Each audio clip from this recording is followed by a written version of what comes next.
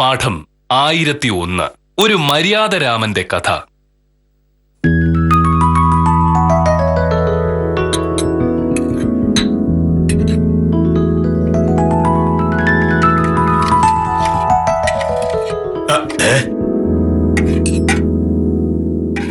മണി 9:20. അതിനെന്താ? സാധാരണ 9:38 ഞാൻ ഇവിടുന്ന് പുറപ്പെടുന്നത്. അതിന് ഇന്നും അങ്ങനെ തന്നെ പോകണമെന്നാണ് എന്റെ ആഗ്രഹം. അതായിക്കോട്ടെ. പക്ഷേ വെറുതെ ആഫീസിൽ പോയാൽ പോരല്ലോ, അതിനു മുമ്പ് ചില കാര്യങ്ങളുണ്ടല്ലോ. എന്ത് കാര്യം? മോഹനയുടെ ഭക്ഷണം കഴിച്ചു, ഇനി ഡ്രസ് മാറുക, പോവുക. അപ്പൊ ഉച്ചോണ് അത് പോകാൻ നേരം കിട്ടിയാ പോരെ? പോകാൻ നേരം കിട്ടണം. ഈ ചോറ്റ് മാത്രം ഇപ്പോഴെന്താ ഇങ്ങനെ ഒഴിഞ്ഞിരിക്കുക? രാവിലെ വെറുതെ മനുഷ്യൻ മെനക്കെടുത്താ നിൽക്കില്ലേ? കാലത്ത് എഴുന്നേറ്റ് അടുക്കളയിൽ കയറി ചോറും കറിയൊക്കെ ഉണ്ടാക്കാൻ എനിക്കറിയാമെങ്കിൽ അത് ചോറ്റുപാത്രത്തിലാക്കി തരാനും എനിക്കറിയാം. പോയി ഡ്രസ്സ് മാറാൻ നോക്ക്. 9:38 പോവാൻ ഇറങ്ങുമ്പോ ചോറ്റുപാത്രം കിട്ടിയില്ലെങ്കിൽ മാത്രം എന്റെ മിക്കിട്ട് കയറാൻ വന്നാൽ മതി. സമയം 9:22. ഒന്ന് പോകുന്നുണ്ടോ? എന്ത്? ഈ മനുഷ്യനെ കൊണ്ട് ഞാൻ തോറ്റു. ആ ഫോൺ എടുക്ക. ഞാൻ തന്നെ പോണോ? പോണം.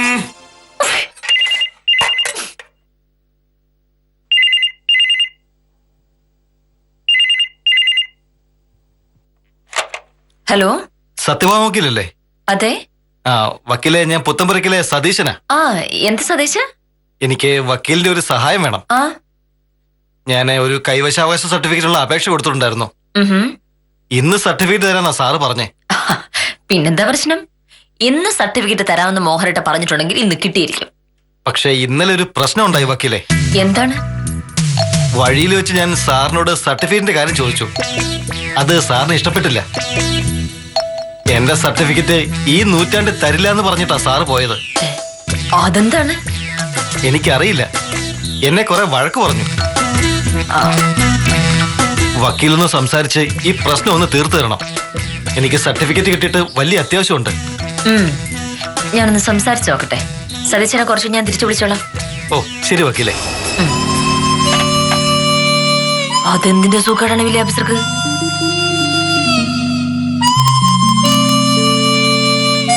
മോഹനേട്ടാ, ഉത്തംവരല്ലേ സതീശനുമായിട്ട് മോഹനേട്ടൻ എന്താ പ്രശ്നം? എനിക്കൊരു പ്രശ്നമില്ല. അങ്ങനെയൊക്കെ പ്രശ്നമില്ലാന്ന് പറഞ്ഞാൽ മതിയോ മോഹനേട്ടാ? ഇന്നലെ എന്തൊരു പ്രശ്നം ഉണ്ടായല്ലോ. ഒരു പ്രശ്നം ഉണ്ടായില്ല. ചുമ്മാ കള്ളം പറയാൻ നിൽക്കല്ലേ. അയാൾക്ക് കൈവശാവകാശ സർട്ടിഫിക്കറ്റ് ഈ നൂറ്റാണ്ട് കിട്ടില്ലാന്ന് മോഹനേട്ടൻ പറഞ്ഞു. അതെവിടുത്തെ ന്യായം എന്റെ മോഹനേട്ടാ? കൈവശാവകാശ സർട്ടിഫിക്കറ്റിനുള്ള അപേക്ഷ കൃത്യമായിട്ട് ഹാജരാക്കിയിട്ടുണ്ടെങ്കിൽ സർട്ടിഫിക്കറ്റ് കൊടുക്കാതിരിക്കുന്നത് എങ്ങനെയാണ്? നീ എങ്ങനെയാ ഇതൊക്കെ അറിഞ്ഞത്? സതീശൻ എന്നെ വിളിച്ച് പറഞ്ഞിരുന്നു. എന്തിനാണ് ഞാൻ വഴക്കുണ്ടാക്കിയത് എന്ന് സതീശൻ പറഞ്ഞു. സതീശന് മര്യാദയില്ല എന്ന് മോഹനേട്ടൻ പറഞ്ഞു എന്ന് പറഞ്ഞു. അതാണ് കാര്യം. ഒരു സർക്കാർ ഉദ്യോഗസ്ഥനായി എന്നോട് ഒരു കാര്യം പറയുമ്പോ വകതിരിവ് എന്നൊരു സംഗതി ഉണ്ടാവണം. അത് സതീശനില്ല. കാര്യം എന്താ വെച്ചാ പറ മോഹനേട്ടാ.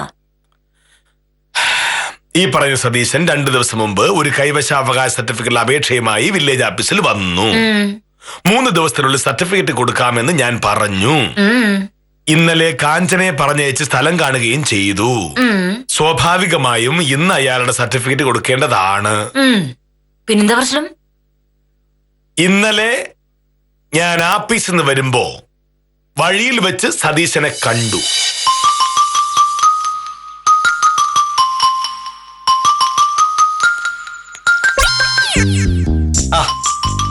സാറേ, അത് സർട്ടിഫിക്കറ്റ് എനിക്ക് നാളെ തരാന്നാ പറഞ്ഞിരുന്നത്. കിട്ടുമല്ലോ അല്ലേ? ഞാൻ രാവിലെ അങ്ങ് ആഫീസിലോട്ട് വന്നേക്കാം.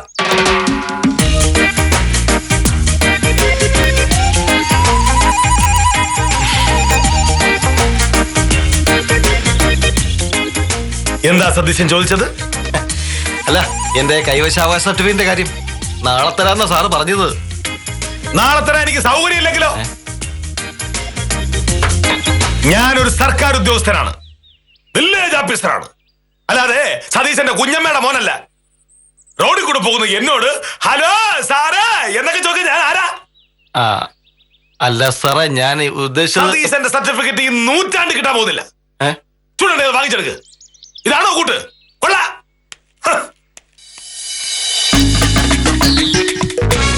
ഞാൻ ഒരു സർക്കാർ ഉദ്യോഗസ്ഥനാണ്. അയാളേക്കാൾ പ്രായത്തിൽ മുതിർന്ന ഒരാളും. അങ്ങനെയുള്ള എന്നോട് മാന്യമായി പെരുമാറാൻ അറിയാത്ത ആൾക്ക് സർട്ടിഫിക്കറ്റ് കൊടുക്കേണ്ട കാര്യം എനിക്കൊന്ന് ആലോചിക്കണം. മോഹനേട്ടൻ ആരാണെന്നാണ് മോഹനേട്ടൻ ധരിച്ചു വെച്ചിരിക്കുന്നത്? വില്ലേജ് ഓഫീസറെന്നോ അതോ ഉപദേശിയെന്നോ? വില്ലേജ് ഓഫീസിൽ വരുന്ന ആളുകളെ മര്യാദ പഠിപ്പിക്കേണ്ട ജോലി മോഹനേട്ടൻ ആരാ തന്നത്?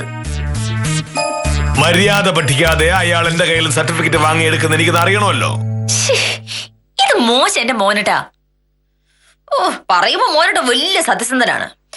അങ്ങനെയുള്ളപ്പോ കൃത്യമായിട്ട് അപേക്ഷ തന്ന ഒരാൾക്ക് വ്യക്തിവിരോധത്തിന്റെ പേരിൽ എങ്ങനെ സർട്ടിഫിക്കറ്റ് കൊടുക്കാതിരിക്കും?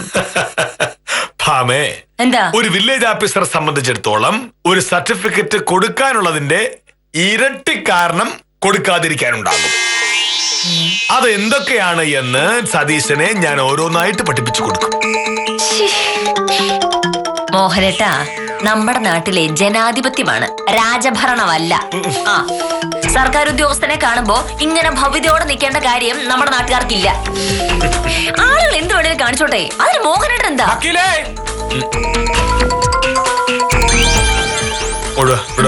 ഉത്തമനോട് സംസാരിക്കുന്നതൊക്കെ കൊള്ളാം. ചോറ്റുപാത്രം സമയത്ത് തന്നെ ബാഗിൽ വെച്ചോളാം. 9:32 പോയിക്കോളൂ. നമസ്കാരം ഡോക്ടറെ. എന്തൊക്കെയുണ്ട് വിശേഷങ്ങൾ? എന്റെ വിശേഷം ചോദിക്കാനാണോ ഉത്തമ വന്നത്? അതല്ല, വെറുതെ ഒരു കുശല ചോദിച്ചു എന്നുള്ളതേ ഉള്ളൂ. ഉത്തമ, ഉത്തമനെ പോലുള്ളവർ ആദ്യം പഠിക്കേണ്ടത് വകതിരിവാണ്. നമ്മൾ എവിടെ വെച്ച് എപ്പോൾ ആരോടാണ് സംസാരിക്കുന്നത് എന്ന് വളരെയധികം ആലോചിച്ച് വേണം സംസാരിക്കാൻ. എനിക്കതങ്ങോട്ട് മനസ്സിലായില്ല. ഇതിലെന്താണ് മനസ്സിലാവാത്തായിട്ടുള്ളത്? ഞാൻ ഒരു വക്കീലാണെന്നുള്ള കാര്യം ഉത്തമൻ അറിയാമല്ലോ. അതെനിക്കറിയാം. അതുകൊണ്ടാണല്ലോ ഞാൻ വക്കീലിനെ കാണാൻ ഇവിടെ വന്നത്. ഒരു വക്കീൽ എന്ന് പറഞ്ഞാൽ സാങ്കേതികമായി കോടതിയുടെ ഉദ്യോഗസ്ഥനോ ഉദ്യോഗസ്ഥയോ ആണെന്നുള്ള കാര്യം ഉത്തമൻ അറിയാമോ? അറിഞ്ഞൂടാ. എന്നാൽ അങ്ങനെയാണ്. An officer of the court എന്നാണ് വക്കീലന്മാരെ വിളിക്കുന്നത്.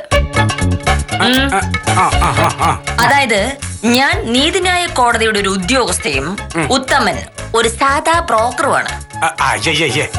അങ്ങനെ ബ്രോക്കർ എന്നൊന്നും പറയല്ലേ? പിന്നെ ഞാൻ അങ്ങനെ പറയണം? ഞാൻ LLB പാസ്സായ ഒരു വ്യക്തിയാണ്. ഉത്തമൻ കഷ്ടപ്പെട്ട് 10ാം ക്ലാസ് മാത്രം പാസ്സായ ഒരാളുമാണ്. ഇതൊക്കെ ശരിയാണ്. പക്ഷെ ഇത് എനിക്ക് എന്തിനാണ് ഇപ്പൊ ഇവിടെ പറയുന്നേ? പറഞ്ഞു തരാം. ചുരുക്കി പറഞ്ഞാൽ ഞാനും ഉത്തമനും തമ്മിൽ ഒരുപാട് അന്തരമുണ്ട്. ഞാൻ സമൂഹത്തിലെ ഒരു വലിയ ആളും ഉത്തമൻ വളരെ ചെറിയ ഒരാളുമാണ്. അങ്ങനെയുള്ളപ്പോൾ എന്നോട് സംസാരിക്കുമ്പോൾ ഉത്തമൻ ഒരുപാട് മര്യാദകൾ പാലിക്കണം. എന്നെ വക്കീലേ എന്ന് വിളിക്കുന്നത് പോലും ശരിയല്ല. മാഡം എന്നാണ് എന്നെ വിളിക്കേണ്ടത്. പോട്ടെ, ഞാനത് ക്ഷമിച്ചു. പക്ഷേ എന്നോട് കുശലം പറയാനും മര്യാദയില്ലാതെ സംസാരിക്കാനും ആരാണ് ഉത്തമൻ അധികാരം തന്നത്? ഇനി മേലിൽ എന്നോട് സംസാരിക്കുമ്പോൾ ഇങ്ങനെ പഞ്ചപുച്ച മടക്കിയൊന്ന് വേണം എന്നോട് സംസാരിക്കാൻ. മനസ്സിലായല്ലോ? മനസ്സിലായോ എന്ന് ചോദിച്ച മൊത്തത്തിൽ അങ്ങോട്ട് മനസ്സിലായില്ലെന്നുള്ളതാണ് സത്യം. ഉത്തമൻ ഇപ്പോൾ വന്നത് എന്താണെന്ന് പറയും. റിയൽ എസ്റ്റേറ്റ് ബിസിനസ് നടത്തുന്ന ശങ്കരൻകുട്ടി ചേട്ടനെ വക്കീലിനെ അറിയാലോ? അറിയാം. പുള്ളിക്കാരന്റെ ഒരു കേസുണ്ട്. വക്കീലിനെ വന്നൊന്ന് കാണാൻ പറ്റിയൊരു സമയം ചോദിച്ചു. ഞാൻ പറഞ്ഞു വക്കീലിനോട് ചോദിച്ചിട്ട് പറയാന്ന്. ശങ്കരൻകുട്ടി ചേട്ടനോട് എന്നെ വിളിക്കാൻ പറഞ്ഞാൽ മതി. സമയം ഞാൻ പറഞ്ഞോളാം. ഓ ശരി ശരി ശരി. പിന്നെ ഉത്തമ, മേലിൽ എന്നെ കാണുമ്പോഴുള്ള ഈ കുശലം പറച്ചിലും തമാശയും ഒന്നും പാടില്ല. കാരണം ഞാൻ ഒരു വലിയ വക്കീലാണ്. ആ ബഹുമാനം നോക്കിലും വാക്കിലും പ്രവൃത്തിയിലും ഉണ്ടാവണം.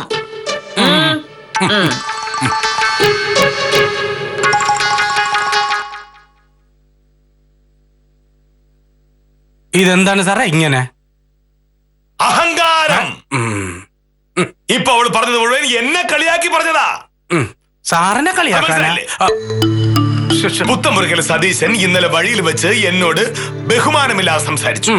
എനിക്കത് ഇഷ്ടപ്പെട്ടില്ല. ഞാൻ അവനോട് രണ്ടെണ്ണം പറഞ്ഞു. കുറച്ചു മുമ്പ് അവൻ ഭാമയെ വിളിച്ച് പരാതി പറഞ്ഞിരിക്കുന്നു. അത് അവൾക്ക് ഇഷ്ടപ്പെട്ടില്ല. അതിന് ദേഷ്യമാണ് അവളീ കാണിക്കുന്നത്. സാറേ, ഉള്ള കാര്യം പറയാലോ സാറേ. ഈ സതീശനില്ലേ, സതീശൻ ആള് കുഴപ്പക്കാരനാണ്, ഭയങ്കര അഹങ്കാരി. ഇപ്പൊ ഈ കെ മോഹനയുടെ സാറിനെ പോലുള്ളവരോട് മാന്യമായി സംസാരിക്കാൻ സതീശനെ പോലുള്ളവർക്ക് അറിഞ്ഞൂടാ. പക്ഷേ അതിന്റെ ദോഷം അയാൾ അറിയാൻ പോകുന്നേ ഉള്ളൂ. പിന്നെ ഉത്തമന് കൂടി മനസ്സിലാകാനാണ് ഞാനിതൊക്കെ പറഞ്ഞത്. എന്ത്? എനിക്ക് നന്നായിട്ട് അറിയാം സാറേ. പക്ഷെ തോന്നിയില്ല. അത് മാത്രമല്ല, ചില സമയങ്ങളിൽ ഉത്തമൻ വേണ്ടത്ര ബഹുമാനവും ആദരവും സ്നേഹവും കാണിക്കുന്നുണ്ടോ എന്നൊരു സംശയമുണ്ട്. ഒന്ന് സൂക്ഷിച്ചോ മൊത്തത്തില്. അത് കൊള്ളാം. അപ്പൊ ഭാര്യയും ഭർത്താവും കൂടെ മത്സരിച്ച് മര്യാദ പഠിപ്പിക്കാൻ ഇറങ്ങിയിരിക്കുകയാണ്. കൊള്ളാം.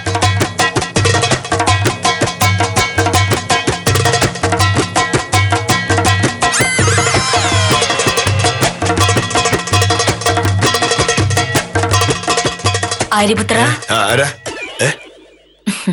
പുരാണങ്ങളിലൊക്കെ ഭാര്യ ഭർത്താവിനെ ബഹുമാന പുരസ്കാരം വിളിക്കുന്നത് ഇങ്ങനെയല്ലേ? ആര്യപുത്ര എന്ന്.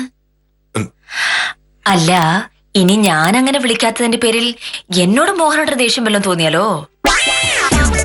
സതീശന് കൈവശാവകാശ സർട്ടിഫിക്കറ്റ് കൊടുക്കില്ല എന്ന് പറഞ്ഞു. അങ്ങനെയുള്ളപ്പം എന്നെ ചിലപ്പോ മോഹനായിട്ട് ഡൈവോഴ്സ് ചെയ്ത് കളയില്ലേ? ആര്യപുത്ര, അങ്ങേക്ക് ഉച്ചയ്ക്ക് കഴിക്കാനുള്ള ഭക്ഷണം ഈ പാത്രത്തിലുണ്ട്. അടിയൻ ഇതെവിടെയാണാവോ വെക്കേണ്ടത്? അയ്യോ, അതെങ്ങനെ ശരിയാകും ആര്യപുത്ര? ഭർത്താവിന്റെ നെഞ്ചത്ത് ചൂടുള്ള ചോറ്റുപാത്രം വെച്ചിട്ടുണ്ടെങ്കിൽ അദ്ദേഹത്തിന് പൊള്ളലേൽക്കില്ലേ? മോഹനട്ടാ, നമ്മളെ ആളുകൾ ബഹുമാനിക്കുന്നുണ്ടോ എന്ന് ഇങ്ങനെ നോക്കി നടക്കേണ്ട കാര്യമൊന്നുമില്ല. സൗകര്യമുള്ളൊരു ബഹുമാനിക്കട്ടെ, അല്ലാതൊരു ബഹുമാനിക്കണ്ട. ഇത് വല്ലതും നമ്മളെ ബാധിക്കുന്ന പ്രശ്നമാണോ? ഇങ്ങനെയൊക്കെ പറഞ്ഞ് സതീശന്റെ കൈവശാവകാശ സർട്ടിഫിക്കറ്റ് വാങ്ങിച്ചു കൊടുക്കാം എന്ന് നീ കരുതുന്നുണ്ടെങ്കിൽ അത് നടക്കില്ല. അപ്പൊ പിന്നെ മോനോട് ഒരു കാര്യം ചെയ്യും. വില്ലേജ് ഓഫീസറെ എങ്ങനെയൊക്കെയാണ് ബഹുമാനിക്കേണ്ടത് എന്ന് ഒരു ബോർഡ് എഴുതി വില്ലേജ് ഓഫീസിന്റെ മുന്നിൽ കെട്ടി തൂക്കി വെക്കേ. അപ്പൊ പിന്നെ നാട്ടുകാർക്ക് പെട്ടെന്ന് കാര്യം മനസ്സിലാവുമല്ലോ, ഇല്ലേ? അതോ അല്ലെങ്കിൽ നമുക്ക് ഒരു നോട്ടീസ് അടിച്ച് വിതരണം ചെയ്യാം. മോഹനകൃഷ്ണൻ സാറിനെ വഴി വെച്ച് കാണുന്നവരും ആഫീസ് വെച്ച് കാണുന്നവരും പെരുമാറേണ്ട വിധങ്ങൾ എന്ന് പറഞ്ഞു. അയ്യോ, നോട്ടീസ് അടിക്കണമെങ്കിൽ കാശ് ചെലവാകുമല്ലോ. കാശ് ചെലവാക്കിയിട്ടുള്ള ഒരു കാര്യത്തിനും എന്നെ മോനോട് നിൽക്കില്ല എന്നുള്ള കാര്യം എനിക്കറിഞ്ഞൂടെ. ഒരു കാര്യം ചെയ്യാം. ഇന്നു മുതൽ ഓരോരുത്തരും മോഹനോട്ടോട് എങ്ങനെ പെരുമാറണം എന്നുള്ളത് എനിക്ക് പരിചയമുള്ള സകലരോട് ഞാൻ പറഞ്ഞോളാം. അത് മതിയാവോ? ഞാൻ ഇറങ്ങുന്നു. ശരി ആര്യപുത്ര.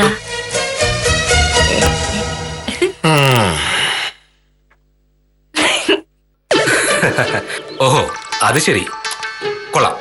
ആ വിഷയം എനിക്ക് വിട്ടേക്ക്, ഇന്ന് തന്നെ ശരിയാക്കി തരാം. അഭിനയത്തിന്റെ കാര്യത്തിൽ എന്നെ തോപ്പിക്കാൻ പറ്റില്ല. കഴിഞ്ഞ കൊല്ലം ക്ലബിന്റെ വാർഷികത്തിന് ഞാൻ കളിച്ച നാടകം വക്കീല് കണ്ടതാണല്ലോ. വക്കീല് ധൈര്യമായിട്ടിരിക്കാം. മോഹനകൃഷ്ണൻ സാർ വരുന്നുണ്ട്, പിന്നെ വിളിക്കാം.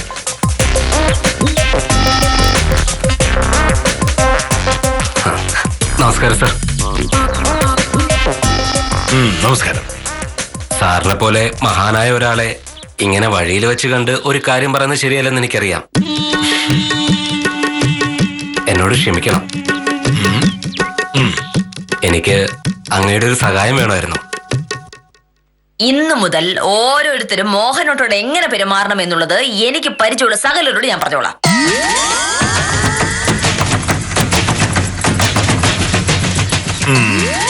സാറ് വിചാരിച്ചാൽ മാത്രമേ എന്നെ സഹായിക്കാൻ പറ്റൂ. മോനെ സുരേഷേ, ആര് പറഞ്ഞിട്ടാണ് നീ ഈ വേഷം കെട്ട് കാണിക്കുന്നത് എന്ന് എനിക്ക് നന്നായിട്ട് മനസ്സിലായി. ഇമാതിരി അഭ്യാസവുമായിട്ട് ഇനി മേലിൽ എന്റെ കൺമുന്നിൽ കണ്ടാൽ എന്റെ പൊടിപോലും കാണില്ല. വക്കീലിനോട് പറഞ്ഞേക്ക്. അഹങ്കാരി. ഭഗവാനെ, ഇതെങ്ങനെ ഇയാൾ അറിഞ്ഞു?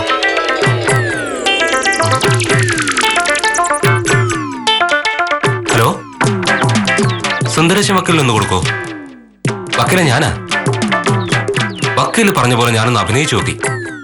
പക്ഷെ മോഹനേഷ് സാറിന് കാര്യമെല്ലാം പിടികിട്ടി. വക്കീല് പറഞ്ഞിട്ടാ ഞാൻ വന്നതെന്ന് മനസ്സിലായി. ഓ, അതൊന്നും എനിക്കറിയില്ല. ഇല്ലെന്നേ, പോക്കുവരന്റെ കാര്യം പറയാൻ പറ്റിയില്ല.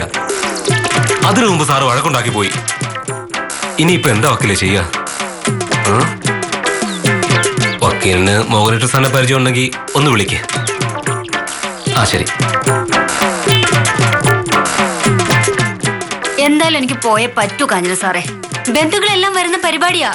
ഞാൻ മാത്രം ചെല്ലാതിരുന്ന ആകെ പ്രശ്നമാവും. ഇതൊന്നും എന്നോട് പറഞ്ഞിട്ട് ഒരു കാര്യമില്ല.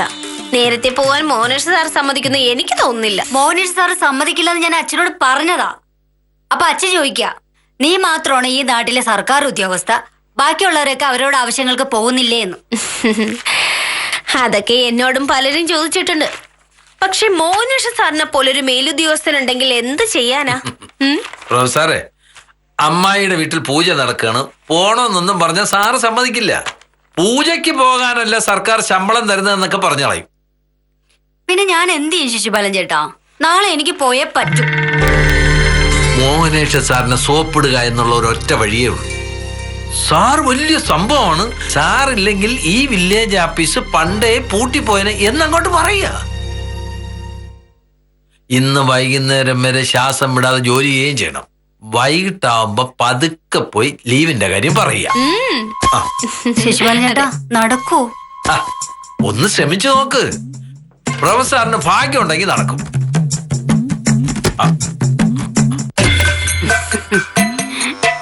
നമസ്കാരം സാർ. നമസ്കാരം. ഞാൻ സാറ് വരാൻ വേണ്ടി കാത്തിരിക്കായിരുന്നു. പുഷ്പാങ്കദൻ ചേട്ടന്റെ വരുമാന സർട്ടിഫിക്കറ്റിന്റെ കാര്യത്തിലെ ചില സംശയങ്ങളുണ്ടായിരുന്നു. ഞാൻ ഒറ്റയ്ക്ക് തീരുമാനങ്ങൾ എടുക്കുന്നത് ശരിയല്ലല്ലോ. സാറിനെ പോലെ മിടുക്കനായ ഒരു വില്ലേജ് ഓഫീസർ ഉള്ളപ്പോ അനുവാദം ചോദിക്കാതെ ചെയ്യാൻ പാടില്ലല്ലോ. സാർ ദയവായിട്ട് ഈ സംശയങ്ങളൊന്ന് തീർത്തു തരണം. ഇപ്പൊ വേണമെന്നില്ല, അല്ലെങ്കിലും സാറിനെ പോലെ തിരക്കുള്ള ആളോട് ഞാനിങ്ങനെ പറയാൻ പാടില്ലല്ലോ. എന്തോ ഒരു പോരായ്മയുണ്ടല്ലോ. സാറ് തന്നെ സമയം നിശ്ചയിച്ചോളൂ. എല്ലാം സാറിന്റെ ഇഷ്ടം പോലെ.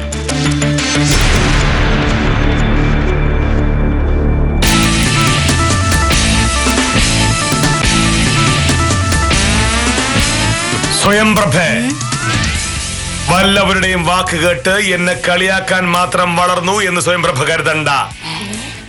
ഇപ്പൊ കാണിച്ച ഈ ധിക്കാരത്തിന് സ്വയംപ്രഭ അനുഭവിക്കും. ഇവിടത്തെ വില്ലേജ് ഓഫീസർ ഞാനാണോ അതോ വേറെ ആരെങ്കിലും ആണോ എന്ന് എനിക്കത് അറിയണമല്ലോ.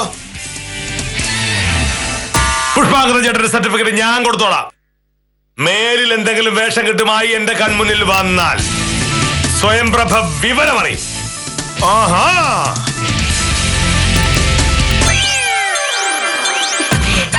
ശിശുപാലൻ ചേട്ടനല്ലേ പറഞ്ഞത് സാറിനെ പോട്ടി എല്ലാം ശരിയാവുന്നു.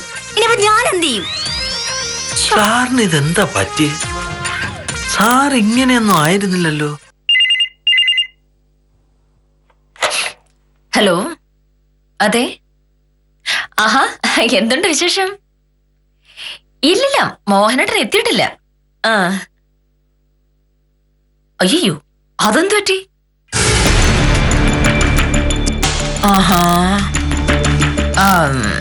എനിക്ക് മനസ്സിലായി. മോഹനേട്ടൻ വരുമ്പോ ഞാൻ സംസാരിക്കാം. ഓ ഓ വലിയ ഓഫീസർക്ക് ഇതെന്തു പറ്റി?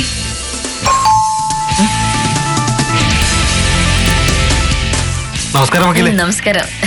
എന്താ പ്രകാശ? ഇത് വിശ്വംഭരൻ ചേട്ടൻ തന്നു വിട്ടതാ. ഓ, ഞാൻ വക്കീൽ ഓഫീസിൽ പോയിരുന്നു. ആഹാ. അപ്പോഴാ വക്കീല് നേരത്തെ പോന്നു പറഞ്ഞത്. ഞാൻ വിശംബരചേട്ടനെ അങ്ങോട്ട് വിളിക്കാനിരിക്കുകയായിരുന്നു. ആ,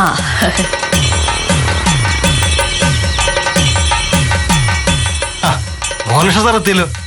സാർ ഇത്ര നേരത്തെ വരുമോ? അങ്ങനെ പറയല്ലേ. മോഹനേട്ടൻ കൃത്യം 5 മണിക്ക് ഓഫീസിൽ നിന്ന് ഇറങ്ങും. 5:17 ആകുമ്പോഴേക്കും ഇവിടെ എത്തും. അത് മാറണമെങ്കിൽ സൂര്യൻ പടിഞ്ഞാറുദിക്കണം. സാറുള്ളത് കൊണ്ട് വില്ലേജ് ഓഫീസിലെ കാര്യങ്ങളൊക്കെ കൃത്യമായിട്ട് നടക്കും. ഇത്രയും സത്യസന്ധനായ ഒരു സർക്കാർ ഉദ്യോഗസ്ഥൻ വേറെ ഉണ്ടോ? എനിക്ക് സാറിന് വലിയ ബഹുമാനമാണ്. സാറിനെ പരിചയമുള്ളതിന് വലിയ ഭാഗ്യമല്ലേ വക്കീലെ?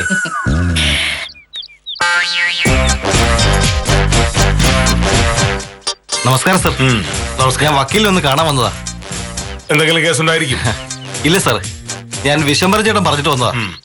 ഞാൻ സാറിനെ പറ്റി വക്കീലിനോട് പറയായിരുന്നു. ഈ നാടിന്റെ ഭാഗ്യമാണ് സാറ്. ഞാൻ സാറിന്റെ ഒരു ആരാധകനാ. സാറിനെ പരിചയപ്പെടാൻ പറ്റിയതിന് മഹാഭാഗ്യമാണ്. അപ്പോ ഞാൻ വരട്ടെ സാറേ. ഇവിടെ വരൂ. എന്താ? പ്രകാശൻ എന്നെ കളിയാക്കിയതാണെന്ന് എനിക്ക് മനസ്സിലായി. അയ്യോ, അത് ആര് പറഞ്ഞിട്ടാണെന്നുള്ള കാര്യവും എനിക്ക് മനസ്സിലായി. അല്ല, പക്ഷേ ഈ അഭ്യാസങ്ങളൊന്നും കെ മോഹനകൃഷ്ണൻ സാറിന് നടക്കില്ല. ഇമാതിരി ഒരുപാട് കോപ്രായങ്ങൾ കണ്ടിട്ടുള്ള ആളാണ് കെ മോഹനകൃഷ്ണൻ സാർ. അല്ല സാർ, ഞാൻ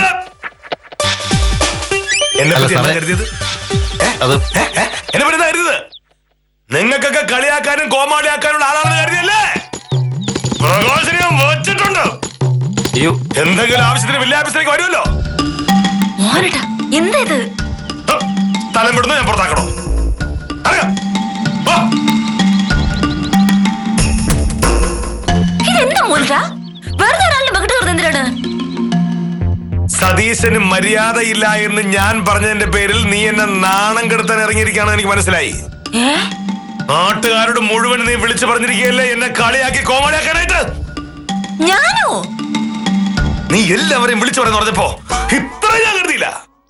ഒറ്റ പാമേ, ഇങ്ങനെയൊന്നും എന്നെ തോൽപ്പിക്കാൻ നിനക്കാവില്ല. മോഹനേട്ട തോപ്പിക്ക് ഞാനൊന്നും ചെയ്തിട്ടില്ല. പക്ഷെ തോറ്റാൻ പറ്റുന്ന മോഹനേട്ട തീരുമാനിച്ചിട്ടുണ്ടെങ്കിൽ എനിക്ക് എന്ത് ചെയ്യാൻ പറ്റും? നാളെ ഉച്ചകഴിഞ്ഞൊന്ന് ലീവ് കിട്ടാൻ വേണ്ടി സ്വയംപ്രഭ മോഹനേട്ടനെ പുകഴ്ത്തി എന്തോ പറഞ്ഞു. അതിന് മോഹനേട്ടൻ സ്വയംപ്രഭയോട് എന്തൊക്കെയാണ് പറഞ്ഞത്? ലീവ് കിട്ടാനോ? ആ, മോഹനേട്ടൻ സാധാരണ പുകഴ്ത്തൽ ഭയങ്കര ഇഷ്ടമാണല്ലോ. ലീവ് ചോദിക്കുന്നതിന് മുന്നേ ഒന്ന് പുകഴ്ത്താവുന്ന ആ പാവം ഒന്ന് കരുതിപ്പോയി. പക്ഷേ മോഹനേട്ടൻ വിചാരിച്ചു ഞാൻ പറഞ്ഞിട്ടാണ് സ്വയംപ്രഭ അങ്ങനെ പറയുന്നതെന്ന്. സ്വയംപ്രഭ എന്നെ വിളിച്ചിരുന്നു. അവളുടെ അമ്മായിയുടെ വീട്ടില് അവൾക്ക് എന്താ ചടങ്ങുകളുണ്ട്, അതുകൊണ്ട് നാളെ ഉച്ചകഴിഞ്ഞ് ലീവ് വേണമെന്ന്. അപ്പോ രാവിലെ വഴിയിൽ വെച്ച് കാട്ടൂറമ്പിൽ സുരേഷ് എന്നെ കളിയൊക്കെ വന്നതോ? സുരേഷാ? അവൻ എന്റെ മുമ്പ് ഭയങ്കര അഭിനയായിരുന്നല്ലോ. എനിക്ക് അങ്ങനെയുള്ള അറിയൂടില്ല. സത്യം മോഹനേട്ടാ. ഇപ്പൊ മോഹനേട്ടൻ വന്നപ്പോ പ്രകാശം മോഹനേട്ടനെ പറ്റി വലിയ ബഹുമാനത്തോടെ പറഞ്ഞോണ്ടിരിക്കുകയായിരുന്നു. ഒന്ന് ഞാൻ പറഞ്ഞു പറയിച്ചതല്ല. വെറുതെ ആ പാവത്തിനെ വഴക്ക് പറഞ്ഞു വിട്ടു. ഇതെന്തിന്റെ കേടാണ്? ഞാനെന്ത് ചെയ്തു? നീ രാവിലെ പറഞ്ഞില്ലേ ആ, എന്നെ ബഹുമാനിക്കണ നാട്ടുകാരുടെ മുഴുവൻ വിളിച്ച് പറഞ്ഞോണ്ടിരിക്കുന്നു. നമ്മൾ തമ്മിൽ വഴക്കുണ്ടാക്കുമ്പോ ഞാൻ അങ്ങനെ എന്തെല്ലാം പറയാറുണ്ട്. അതല്ല ഞാൻ ചുമ്മാ പറയുന്നല്ലേ. എന്റെ മോഹനേട്ടൻ നാണക്കേടുണ്ടാക്കുന്ന എന്തെങ്കിലും ഞാൻ ചെയ്യൂ. ഇത്തരം അബദ്ധങ്ങൾ വില്ലേജ് ഓഫീസർക്ക് പുതുമയല്ല. മറ്റുള്ളവരെ മര്യാദ പഠിപ്പിക്കാനുള്ള തീവ്ര ശ്രമത്തിനിടയിൽ സ്വയം മര്യാദ പഠിച്ചുപോയ മോഹനകൃഷ്ണനെ പറ്റി സഹതപിക്കാനേ നമുക്ക് കഴിയൂ. ഇത്തരം ഏടാകൂടങ്ങളിൽ ചാടുന്ന സ്വഭാവം വില്ലേജ് ഓഫീസർ ഇങ്ങനെ തന്നെ തുടരട്ടെ എന്ന് ആശംസിച്ച് ഇന്നത്തേക്ക് വിടാം. കാര്യം നിസാരം തുടരുന്നു.